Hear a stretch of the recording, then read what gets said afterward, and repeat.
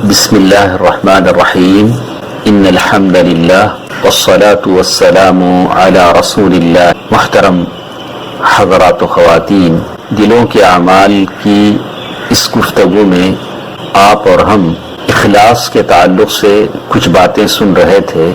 اللہ تبارک و تعالی ہم سب کو مخلص مسلمان بنائے. ان باتوں میں اس بات کا ذکر تھا کہ اخلاص جس کے دل میں اتر جاتا ہے، اللہ تبارک و تعالیٰ اسے دنیا میں بھی بھلائیاں دیتے ہیں اور آخرت میں بھی اس کا فائدہ اس کو ضرور ہوتا ہے انشاءاللہ. اس سلسلے میں دنیا میں جو فائدے اخلاص کے ملتے ہیں اس کی بات ہمارے ساتھ تھی. عون بن عبداللہ فرماتے ہیں کہ فقیہ حضرات فقہا اپنے بیچ میں 3 باتوں کی وصیت تاکید ایک دوسرے کو کرتے تھے، اور جب بھی وہ کوئی خط لکھتے، اس طرح آج کل کے زمانے میں ہم لوگ ایک دوسرے کو میسیج لکھتے ہیں، وہ اپنے زمانے میں ایک دوسرے کو خطوط لکھتے تھے فقیہ حضرات فقہا حضرات. تو وہ 3 باتوں کی نصیحت ایک دوسرے کے لیے ضرور کرتے تھے. وہ 3 باتیں کیا تھیں؟ من عمل لآخرته کفاہ اللہ دنیا، جو شخص آخرت کے لیے عمل کرے اس کی دنیا اللہ سنبھال لیتے ہیں. دنیا کے لیے اب اس کو فکر کرنے کی ضرورت نہیں ہوتی. جو شخص آخرت کی عمل میں لگا رہتا ہے اس کی دنیا کو اچھا بنانے کی ذمہ داری اللہ کی ہے. وَمَنْ أَصْلَحَ سَرِيرَتَهُ أَصْلَحَ اللَّهُ عَلَانِيَتَهُ. دوسری بات یہ تھی کہ جو شخص اپنے دل کو اچھا بنا لے گا، اپنے باطنی چیزوں کو اچھا بنا لے گا، أَصْلَحَ اللَّهُ عَلَانِيَتَهُ، اس کی ظاہر کو اللہ تبارک و تعالی اچھا کر دیں گے. ہم نے باطن کو اچھا کر لیا تو پھر اللہ نے ظاہر کو اچھا کر دیا. ہم اندر سے اور باہر سے دونوں سے بالکل پاک و صاف ہو گئے. ہمارا دل ہم نے اچھا بنا لیا تو پھر اللہ تبارک و تعالی ہماری ظاہری اعمال کو اللہ تبارک و تعالی اچھا بنا دیتے ہیں.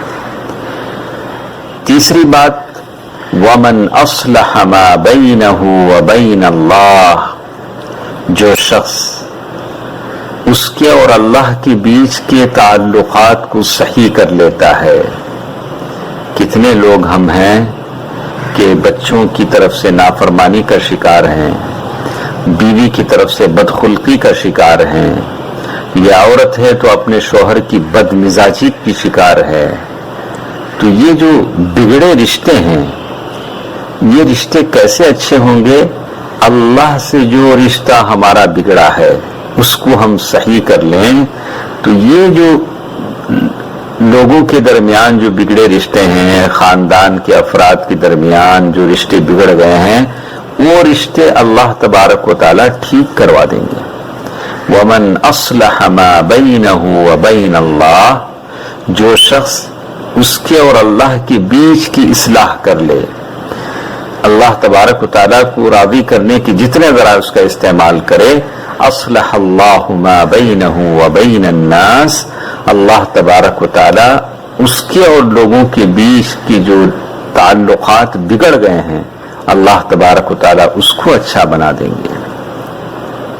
پھر آگے شیخ لکھتے ہیں صفحہ نمبر 93 پر، فَإِيَّاكَ أَن تَعْبَأَ بِالنَّاسِ او تلتفت الیہم، ذرا بچ کے رہو، لوگوں کو خوش کرنے کی چکر میں اپنے آپ کو مت تھکاؤ، لوگوں کی توجہ حاصل کرنے کے لیے اپنی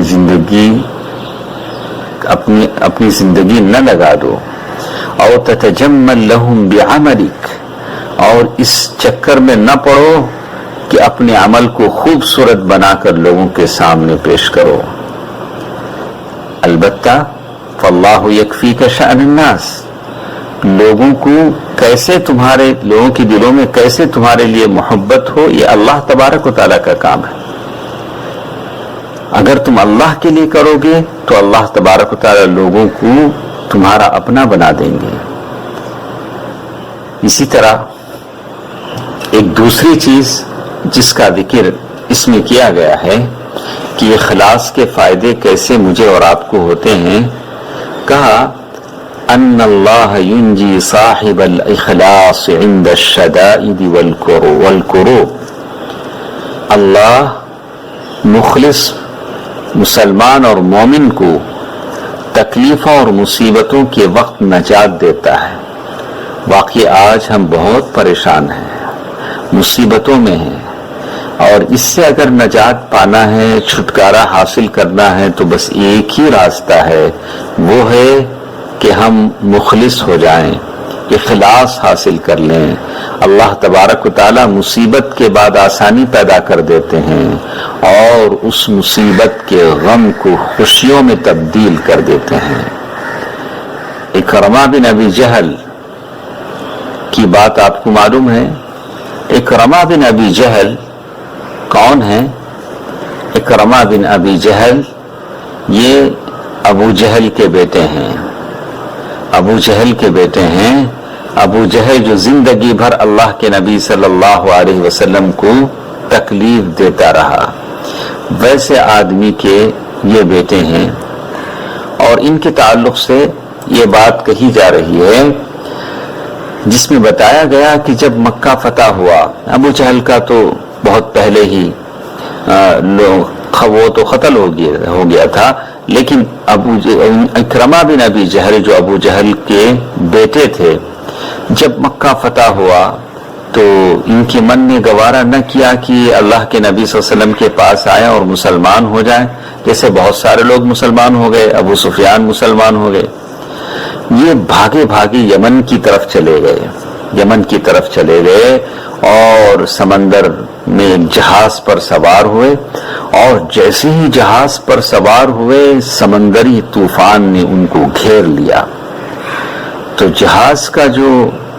جہاز چلانے والا تھا، کشتی چلانے والا تھا، اس نے کہا اخلصو، ارے بھائیو اب سارے خداؤں کو چھوڑو، ایک اللہ کو پکارو، ایک اللہ کو پکارو۔ اب تم کسی اور خدا کو پکارو گے تو یہ سمندری طوفان سے تمہیں بچا نہیں سکے گا۔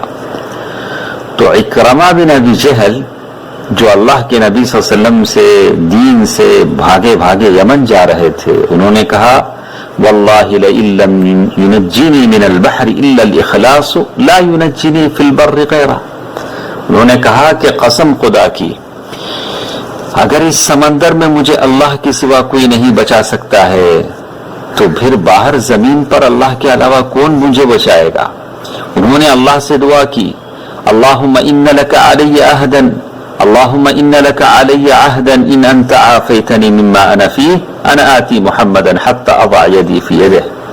کہا کہ اللہ اگر تم مجھے اس سمندری طوفان سے بچا لے گا تو میں سیدھے یہاں سے جیسے ہی میری جان بچے گی میں اللہ کے نبی صلی اللہ علیہ وسلم کے پاس جاؤں گا اور ان کے ہاتھ پر بیعت کروں گا اور حلقہ اسلام میں داخل ہو جاؤں گا اور میں مسلمان ہو جاؤں گا۔ فَلَأَجِدَنَّهُ عَفُوًا كَرِيمًا، تو مجھے یقین ہے کہ اللہ کے نبی صلی اللہ علیہ وسلم مجھے معاف کریں گے، اور بالکل ایسے ہی ہوا۔ فَجَاءَ فَأَسْلَمَ، تو بالکل ایسے ہی وہ آئے اور اللہ کے نبی صلی اللہ علیہ وسلم کے ہاتھ پر بیعت کی اور مسلمان ہو گئے۔ اللہ کے نبی صلی اللہ علیہ وسلم نے جب وہ آئے تو کہا کہ دار السلام کی طرف ہجرت کرنے والے سوار کو خوش آمدید ہو۔ اللہ کے نبی صلی اللہ علیہ وسلم نے بڑی خوشی سے ان کا استقبال کیا، کوئی طعنہ نہیں دیا۔ یہ اللہ کے نبی صلی اللہ علیہ وسلم کے حسن اخلاق کی بات تھی۔ تو انشاءاللہ اسی تعلق سے کچھ باتیں کل کے درس میں ہمارے ساتھ رہیں گی۔